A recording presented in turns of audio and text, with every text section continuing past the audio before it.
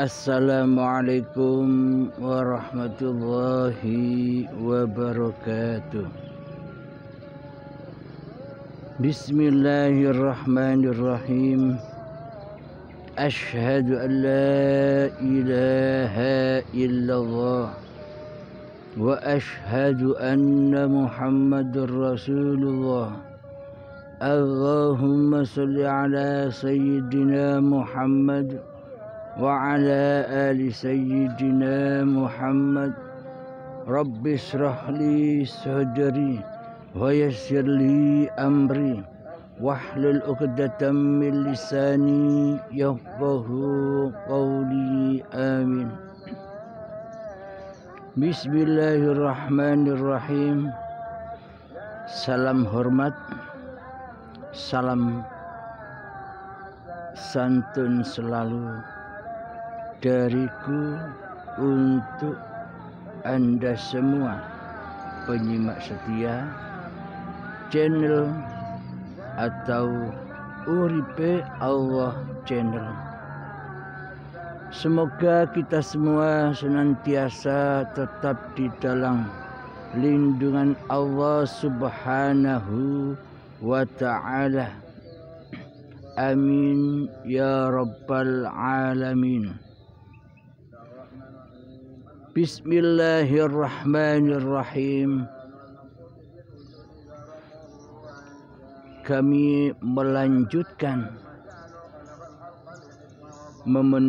menerangkan betapa kebobrokan hati kita selama ini kepada Allah. Kesalahan hati kita selama ini kepada Allah. Kezaliman hati kita selama ini kepada Allah. Kesyirikan demi kesyirikan hati kita selama ini kepada Allah. Persekutuan hati kita selama ini kepada Allah Subhanahu wa ta'ala, agar kita mengetahui rahasia-rahasia singgah sana musuh-musuh yang ada di hati ini selama ini.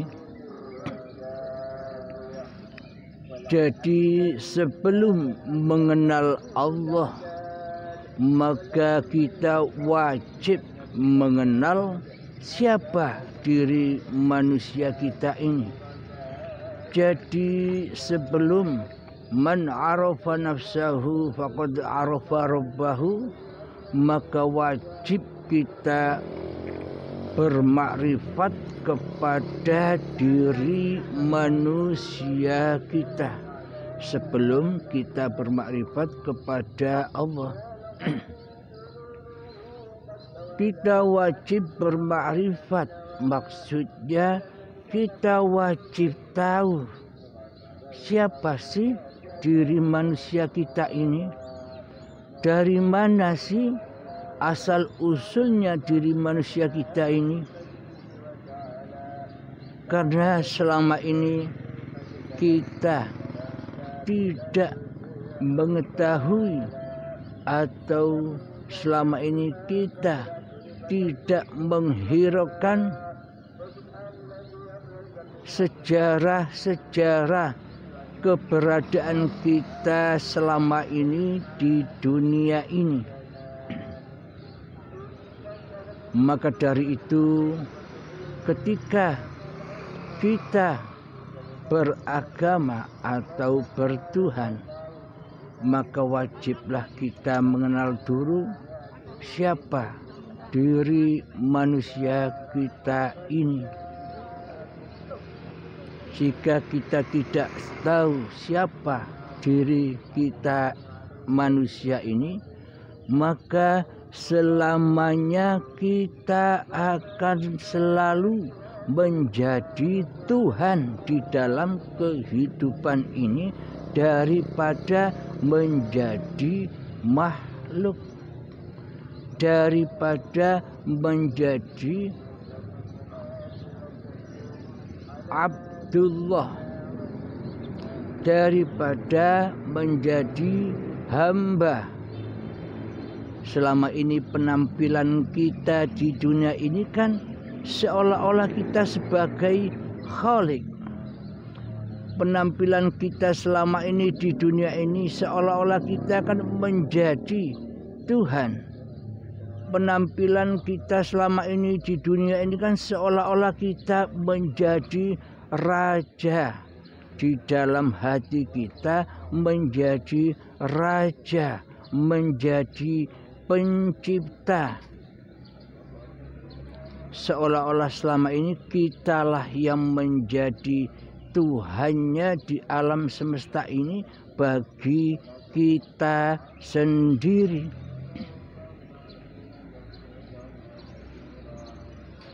Di dalam hati kita, kita tidak rela.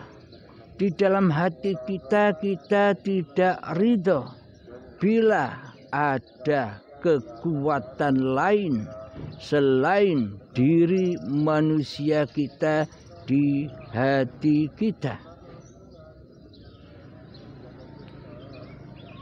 Selama ini kita beragama dan bertuhan hanyalah angan-angan saja, hanyalah fata morgana saja, hanyalah tipu-tipu saja di hati kita. Seolah-olah saja sudah beragama dan bertuhan di sisi manusia, di sisi hawa nafsu. Namun tengoklah hati kita, namun perhatikanlah hati kita selama ini. Apakah cocok hati kita selama ini, diri kita selama ini berposisi sebagai hamba dan makhluk,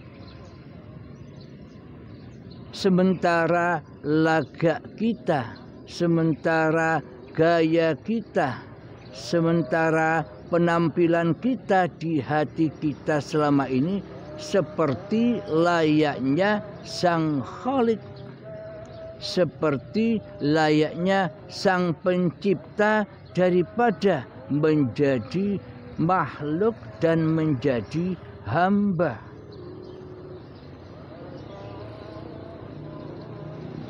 Di dalam hati kita seolah-olah kitalah sebagai sang penguasanya badan-badan ini, sang penguasanya tindak lakunya badan ini, sang penguasanya aktivitas-aktivitas badan-badan kita ini selama ini.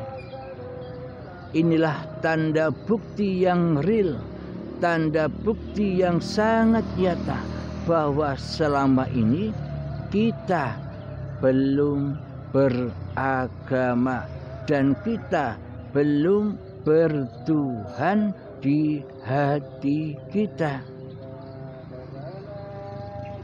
Di sini untuk belajar, untuk mengkaji diri. Jadi sebelum kita kaji siapa diri manusia kita sebenarnya, bagaimana kondisi hati kita sebenarnya, maka kita takkan pernah bisa mengkaji Tuhannya. Kita takkan pernah bertuhankan kepada Allah. Selamanya kita takkan pernah bisa menyembah dan mengabdi kepada Allah di hati kita. Selama ini kegiatan-kegiatan keberagamaan, selama ini kegiatan-kegiatan kebertuhanan kita selama ini kan tidak ada di hati, hanya ada di luar hati, hanya ada di zahiriyah saja, hanya ada di syariat-syariat saja selama ini. selama ini kita beragama dan bertuhan itu hanya di luar hati, hanya di luar diri. Kita gemar menampilkan sosok-sosok badan ini dengan pakaian-pakaian kebudayaan, keberagamaan dan kebertuhanan kita selama ini hanya secara lahiriah saja, hanya secara pakaian saja. Karena selama ini kita tidak gemar masuk ke dalam diri, kita lebih suka, kita lebih cinta berpenampilan keberagamaan dan berpenampilan kebertuhanan di luar hati, di luar diri daripada di dalam diri. Karena beragama kita selama ini, karena bertuhannya kita selama ini hanyalah bayang-bayang saja, hanya sebatas dohiriah saja, hanya sebatas syariat-syariatnya saja. Akan tetapi kita lalai selama ini mengkaji di dalam diri kita, siapa yang berkuasa atas bayang-bayang ini? Siapa yang berkuasa atas badan-badan ini? Siapa yang mengaktivitaskan badan-badan ini di dalam keberagamaan dan di dalam kebertuhanan kita, serta di dalam seluruh aktivitas-aktivitas badan-badan kita ini selama ini? Selama ini kita luput memandang penguasa di dalam badan ini, karena selama ini kita memang buta akan Allah. Karena selama ini kitalah yang menjadi Tuhan, akhirnya kita buta akan Allah. Karena kita selama ini lebih cinta, lebih suka, lebih bahagia bila kita menjadi Tuhan daripada menjadi makhluk. Lebih cinta menjadi Allah daripada menjadi hamba. Seolah-olah selama ini kita kan yang merasa berkuasa daripada Allah. Selama ini kan kita yang merasa punya kekuatan, kekuasaan, bahwa diri kitalah yang merasa berkuasa atas seluruh aktivitas-aktivitas badan-badan kita ini ketimbang Allah. Memang karena kita selama ini belum bertuhan, maka seolah-olah kita menjadi penguasa atas hidup dan badan ini selama ini. Buktinya apa? Selama ini kita tidak tahu Allah sebagai Tuhan pencipta alam semesta ini. Yang kita tahu di hati kita selama ini kan makhluk, kan diri kita sendiri, kan hawa nafsu kita sendiri yang sangat paling kita kenali dan yang sangat kita ketahui di hati kita daripada Allah sang pencipta diri manusia kita ini selama ini. Maka dari itu bombardirlah, hancurkanlah sehingga sada musuh ini, hancurkanlah sehingga sana iblis dan setan selama ini yang ada di hati kita. Hancur leburkanlah hawa nafsu kita sendiri di hati kita ini yang selama ini menjadi Tuhan bagi diri manusia kita sendiri daripada mentuhankan Allah di hati kita selama ini. Maka dari itu Allah menegaskan kembali di dalam Al-Quran, ya ayyuhallazina amanu, wahai orang-orang yang beriman. Jadi wahai orang-orang yang beriman ini orang yang mana? Apakah hanya orang-orang Islam saja? Oh tidak. Semua makhluk, semua manusia itu hamba Allah. Semua manusia itu ciptaan Allah.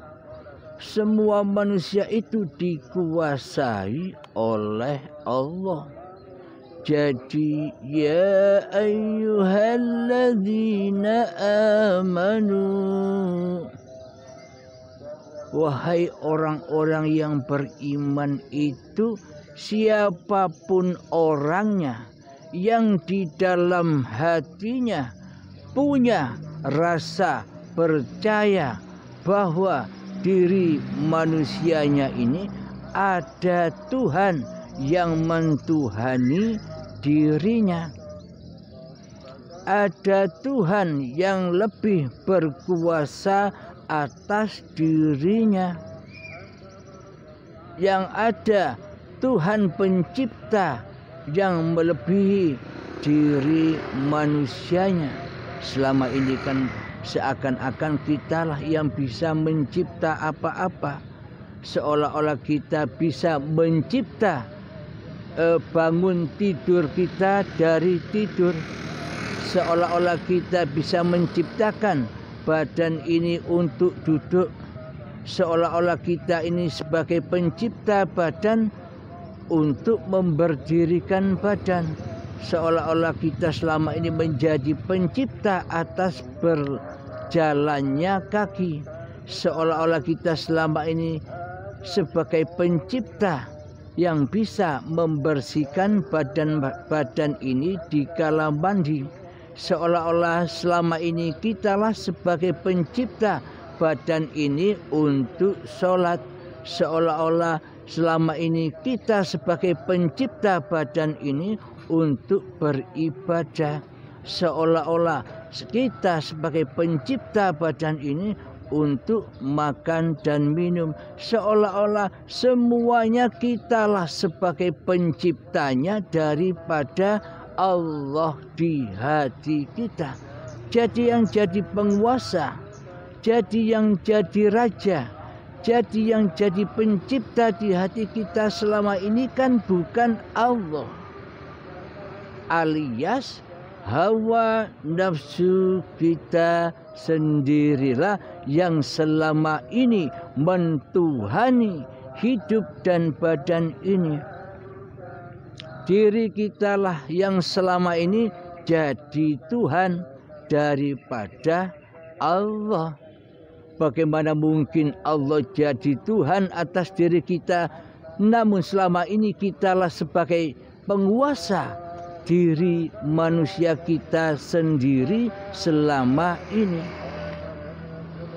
Inilah bukti-bukti real, bukti-bukti nyatanya bahwa selama ini di dalam singgasana hati ini bukan singgasananya Allah, bukan singgasananya Tuhan, akan tetapi singgasananya musuh-musuhnya Allah, yakni iblis dan setan laknatullah yang selama ini kita sembah, yang selama ini kita jadikan Tuhan di hati kita selama ini.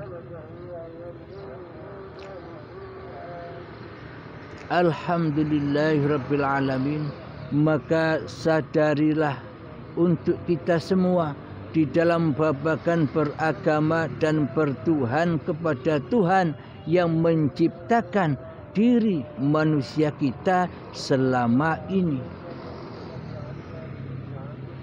Jadi ya ayyuhalladzina amanu, wahai orang-orang yang beriman itu adalah seluruh manusia, apapun agamanya, apapun dan siapapun Anda, bila di hati percaya, yakin bahwa diri manusia kita ini ada yang menciptakan, bahwa diri manusia kita ini ada yang menguasai, inilah yang dimaksud manusia yang beriman.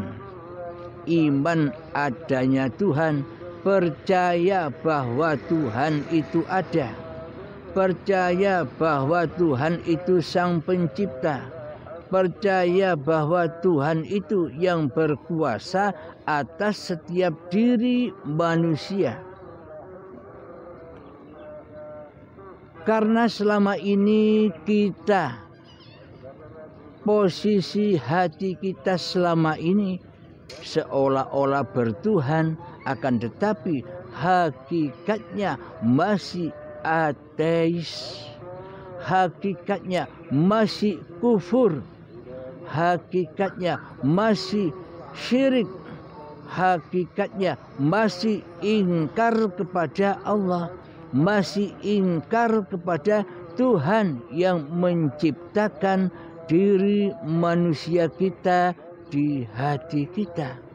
Selama ini kan kita ingkar, selama ini kan kita hanya mensekutukan Allah dengan diri kita sendiri, mensekutukan kewujudan Allah dengan wujud kita sendiri, mensekutukan hidupnya Allah dengan hidup kita sendiri, mensekutukan kekuasaannya Allah dengan kekuasaan diri kita sendiri, mensekutukan kehendak daya upaya dan ikhtiarnya Allah dengan kehendak dan daya upaya dan ikhtiar diri kita sendiri, mensekutukan ilmunya Allah dengan ilmu kita sendiri, mensekutukan pengetahuan Allah dengan pengetahuan kita sendiri di hati kita selama ini. Inilah tanda-tanda bukti yang sangat nyata bahwa selama ini kita belumlah bertuhan, kita belumlah beragama di hati kita selama ini.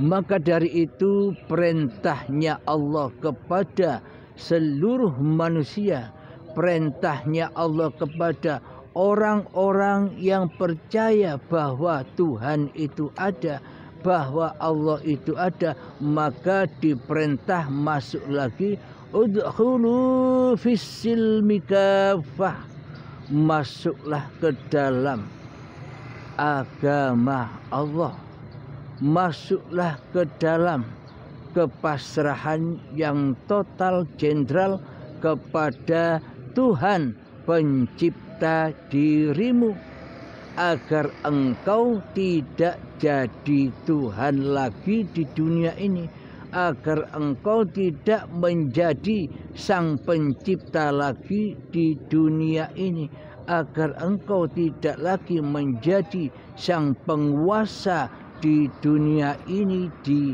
hati kita. Inilah perintah-perintah Allah di dalam beragama dan bertuhan.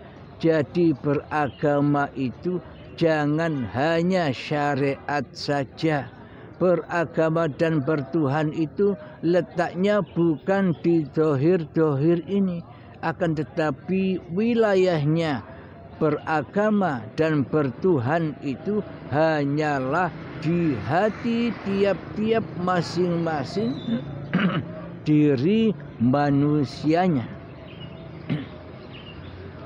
Di dalam hati kita siapa yang jadi Tuhan? Diri kitakah yang menjadi Tuhan, ataukah Allah yang mentuhani, yang menguasai, yang menghidupi diri kita selama ini? Hanya kita yang tahu itu, karena selama ini kita sudah nyata tak pernah bertuhan atau tak pernah dikuasai Allah, seolah-olah kita berkuasa sendiri di atas dunia ini, karena kita merasa bahwa hidup ini adalah hidup manusia kita sendiri. Allah tidak hidup, Allah tidak kuasa, Allah tidak wujud, Allah mati bagi kita di hati kita selama ini. Karena yang jadi Allah, karena yang jadi Tuhan di hati kita selama ini kan hawa nafsu kita sendiri yang seolah-olah bertuhan tapi ingkar, yang seolah-olah bertuhan tapi kufur, yang seolah-olah bertuhan tapi ateis, yang seolah-olah bertuhan tapi di hati selalu mensekutukan Allah dari diri kita sendiri, mensekutukan Allah dengan diri kita sendiri selama ini. Selama ini kita terbelenggu dengan ayat yang begini: aku hidup karena dihidupi oleh Allah. Aku hidup karena dihidupi oleh Allah. Aku hidup karena dihidupi oleh Allah. Pemahaman kita selama ini seolah-olah ada banyak hidup. Ada hidupnya diri manusianya, ada hidupnya Allah. Jadi seolah-olah ada banyak hidup. Karena memang kita belum bertuhan, maka Allah selalu kita sekutukan di hati kita selama ini. Tergantung kondisi hati kita.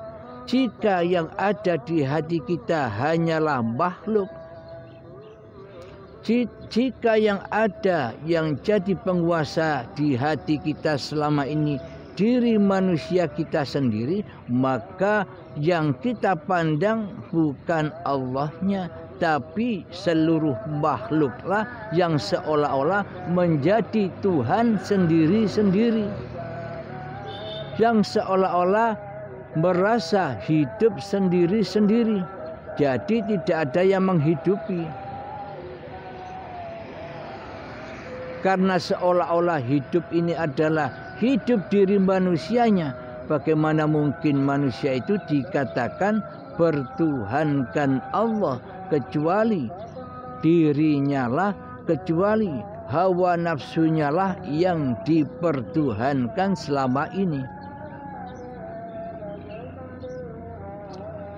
Inilah bukti-bukti nyatanya bahwa di dalam hati, bahwa di dalam singgasana hati kita selama ini masih menjadi kerajaan iblis, masih menjadi kerajaan setan, masih menjadi kerajaan hawa nafsu kita sendiri, masih menjadi kerajaan Dajjal laknatullah yang matanya satu, yakni yang disaksikan hanyalah dunia, yang disaksikan hanyalah makhluk di hatinya, sementara mata batinnya buta.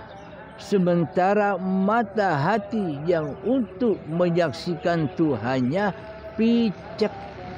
Inilah maknanya Dajjal laknatullah, yang selalu ingkar kepada Allah, yang selalu mensekutukan Allah dengan diri manusianya di hatinya. Sehingga ada logo, ada tulisan kaf fa ra di keningnya ini. Jadi pada intinya semua itu hanyalah simbol, hanyalah lambang, hanyalah kiasan bahwa sebenarnya iblis, setan, dajjal itu adalah hawa nafsu manusia sebelum manusia itu bertuhankan Allah di hatinya. Sebelum manusia itu menyembah dan mengabdi kepada Tuhannya, sebelum manusia itu mengenal Tuhannya. Jadi manusia yang belum mengenal Allah pasti di dalam hatinya mengenal diri manusianya lah sebagai penguasa atas kehidupan dan atas badan-badan ini selama ini. Karena kita terbelenggu dengan ayat-ayat bahwa aku hidup karena dihidupi oleh Allah. Berarti hidupnya banyak sekali. Berarti hidupnya biliunan. Ada hidupnya para manusia, ada hidupnya para hayawan, ada hidupnya para tumbuhan, ada hidupnya para malaikat, ada hidupnya para iblis dan setan. Semuanya kita memandang bahwa banyak hidup di alam semesta ini. Jadi Allahnya tidak ahad, jadi Allahnya tidak esa, karena manusianya yang jadi Allah selama ini tidak disadarinya. Seolah-olah manusianya merasa dirinya lah yang wujud, seolah-olah manusia merasa dirinya lah yang hidup, seolah-olah manusia merasa dirinya lah yang berkuasa, seolah-olah selama ini yang jadi Tuhan adalah dirinya sendiri, tapi tidak disadarinya, tapi tidak terasa. Inilah bukti bahwa selama ini kita dikuasai oleh iblis dan setan di dalam singgasana hati kita selama ini. Inilah bukti bahwa hati kita keras melebihi kerasnya batu selama ini. Inilah tanda bukti nyatanya kita selama ini kita berada di dalam siksa kubur, di dalam nerakanya Allah, bukan neraka yang dibayang-bayangkan manusia.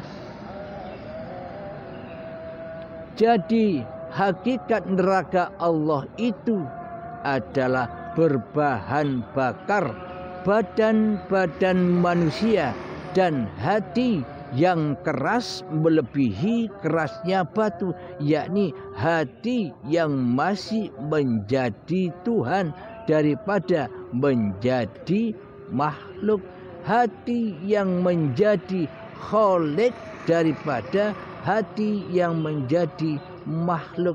Hati kita seolah-olah selama ini sebagai sang pencipta kehidupan, dan badan kita sendiri selama ini seolah-olah kitalah yang menjadi wayang plus dalangnya, seolah-olah kita menjadi makhluk plus kholiknya.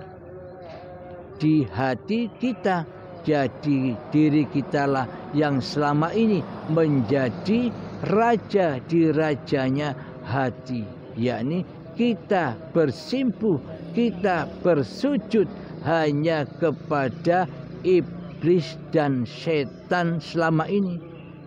Di mana letaknya iblis dan setan itu selama ini? Iblis dan setan itu ialah hawa nafsu kita sendiri selama ini. Yang mana sifatnya hawa nafsu, yang mana sifatnya setan dan iblis ini selamanya tidak mau bersujud kepada Adam. Yang dimaksud makna Adam di sini bukan sosoknya manusia yang bernama Adam. Bukan itu maksudnya. Bukan syariat seperti itu maksudnya. Yang dimaksud iblis, yang dimaksud selamanya iblis, setan dan hawa nafsu ini tidak mau bersujud kepada Adam itu maknanya adalah selamanya iblis, setan, hawa nafsu dan diri manusia kita ini tidak rela, tidak ridho bila kita diarani ora ono, bila kita dibilangi bahwa diri manusia kita ini sebenarnya hakikatnya tidak ada. Kan Adam itu artinya tidak ada. Karena selama ini kita merasa jadi Tuhan tapi tidak terasa, maka hati kita, maka hawa nafsu kita selama ini tidak rela dan tidak ridho bahwa diri manusia kita ini sebenarnya hakikatnya tidak ada dan gaib. Kita tidak terima bila kita manusia ini dikatakan tiada. Kita tidak terima bila diri manusia ini dikatakan gaib. Allah lah yang gaib. Diri manusia kita ini nyata. Allah lah yang tiada, yang ada wujud diri manusia kita sendiri di hati kita.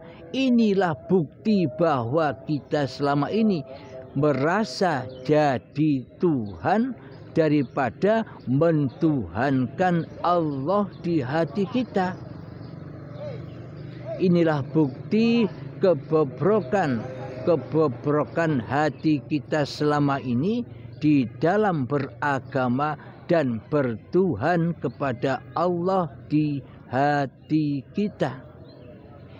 Karena kita selama ini terlena hanya di dalam syariat-syariatnya saja. Karena kita selama ini terlena hanya kepada badan-badan ini saja. Dikira sholat, dikira ibadah itu sudah mengabdi kepada Allah.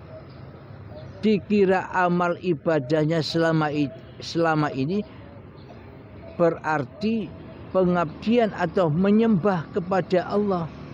Semua yang kita lakukan selama ini, seluruh sholat-sholat yang kita lakukan selama ini, seluruh ibadah-ibadah yang kita lakukan selama ini hanyalah menyembah hawa nafsu kita sendiri daripada menyembah dan mengabdi kepada Allah. Coba cek hati kita selama ini. Ketika kita sholat, siapa yang ada di dalamnya? Siapa yang nampak di dalamnya? Siapa yang wujud di dalamnya? Siapa yang muncul di dalamnya? Apakah Allah yang ada? Apakah Allah yang wujud? Apakah Allah yang muncul ketika kita di saat sholat dan beribadah? Kan tidak. Selama ini ketika kita beribadah dan sholat, di dalamnya kan yang ada hanyalah diri kita sendiri sebagai penguasa di dalamnya. Sehingga dunia kita undang semua. Karena di dalam hati kita yang paling kita cintai bukan Allah, akan tetapi yang paling kita cintai di dalam hati kita adalah diri kita sendiri dan dunia. Karena dunia itulah surga-surga bagi manusia yang tidak bertuhan di hatinya. Karena dengan dunialah maka iblis dan setan dengan mudahnya menyesatkan anak cucu Adam. Karena memang di dunia ini sangat amat langkahnya manusia yang bertuhan di hatinya. Karena selama ini manusia hanya pura-pura saja beragama dan bertuhan, akan tetapi kenyataannya di hatinya tidak ada Tuhan sama sekali. Yang ada hanyalah kekuasaan diri manusianya di hatinya. Inilah tanda-tanda bukti selama ini bahwa hati kita selama ini ingkar kepada Tuhan yang menciptakan diri manusia kita. Kita selama ini ingkar kepada Allah yang menghidupi diri manusia kita ini. Seolah-olah kitalah yang hidup. Jadi Allah selama ini kita tandingi. Karena menurut kita selama ini Allah itu gaib, Allah itu tiada. Sehingga Allah itu tiada bagi kita di hati kita selama ini. Karena kita lebih cinta mentuhankan hawa nafsu kita sendiri di hati kita selama ini. Nyata bukan? Jelas bukan bahwa selama ini kita belum beragama di sisi Allah. Kita belum mentuhankan Allah di hati kita selama ini. Nyatakan, jelaskan, itulah kenyataannya hati kita. Selama ini kita beragama dan bertuhan hanya pura-pura saja, koyok-koyoke, tapi semuanya penuh dengan kedustaan, penuh dengan kemaksiatan, penuh dengan kezaliman-kezaliman, penuh dengan kesyirikan-kesyirikan, penuh dengan persekutuan hamba kepada Tuhannya selama ini. Inilah bukti bahwa selama ini hati kita masih ateis, tidak bertuhan, melainkan mentuhankan hawa nafsu kita sendiri di hati kita. Marilah kita benahi sobat. Marilah kita dandani. Marilah kita perbaiki kondisi-kondisi hati kita.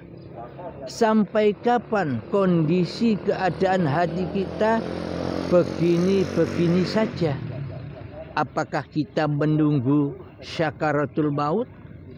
Ketika diambil paksa, apa hak-hak Allah yang selama ini kita sandang? Apakah kita menunggu saat syakaratul maut ketika kita dipaksa pulang dan siksa yang pedih? Semua tergantung diri kita masing-masing. Berbaiat sekarang atau baiat secara paksa di saat syakaratul maut. Maksudnya mengenal Allah sekarang atau nanti saja bersamaan dengan siksa yang pedih di saat syakaratul maut. Ketika dikembalikan dengan paksa kehidupan ini kepada esanya Allah, ketika dipaksa mengembalikan lagi badan-badan ciptaan Allah ini, ketika dipaksa dengan siksa kekuasaan dikembalikan lagi kepada Tuhan Sang Penguasa. Karena selama ini kita yang jadi Tuhan, kita tidak merasakan itu semua.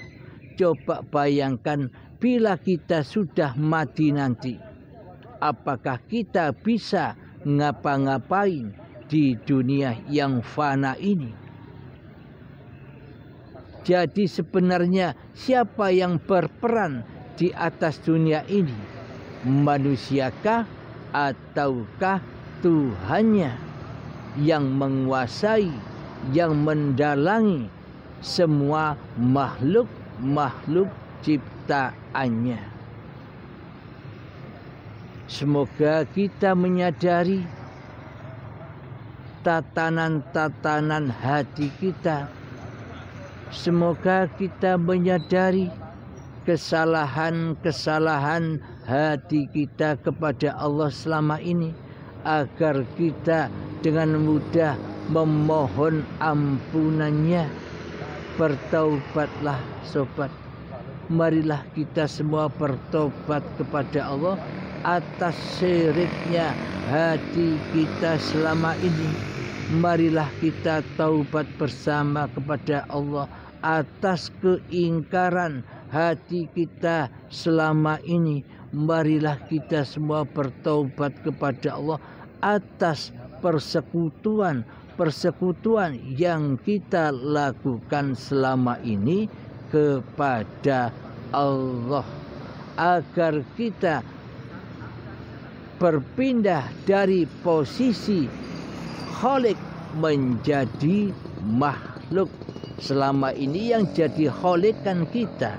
Kita tidak merasa bahwa diri manusia kita ini hanyalah makhluk. Seolah-olah penampilan hati kita sebagai sang khalik, sang pencipta, sang penguasa di hati kita atas diri kita sendiri selama ini. Alhamdulillahirabbil alamin. Semoga kita selalu di dalam kepahaman dan selalu di dalam kesadaran kepada Allah Subhanahu wa ta'ala, agar kita bisa membenahi kondisi-kondisi hati kita kepada Allah Subhanahu wa ta'ala.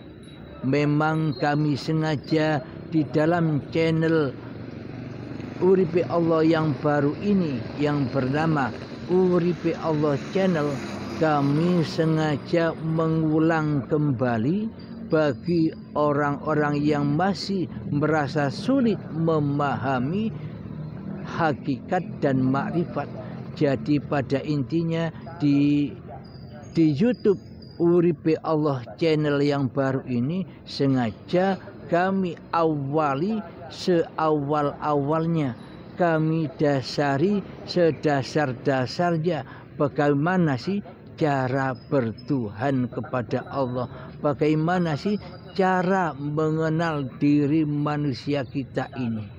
Jadi di Uripe Allah Channel ini, bagi Anda atau bagi sanak saudara, terutama anak-anak kita, dipersilahkan mendengarkannya agar tahu dasar-dasar di dalam agamanya sendiri.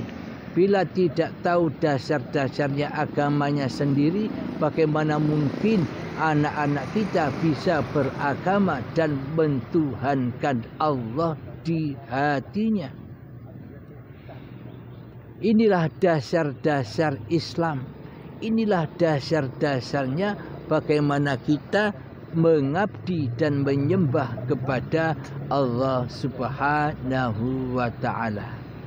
Alhamdulillahirabbil alamin.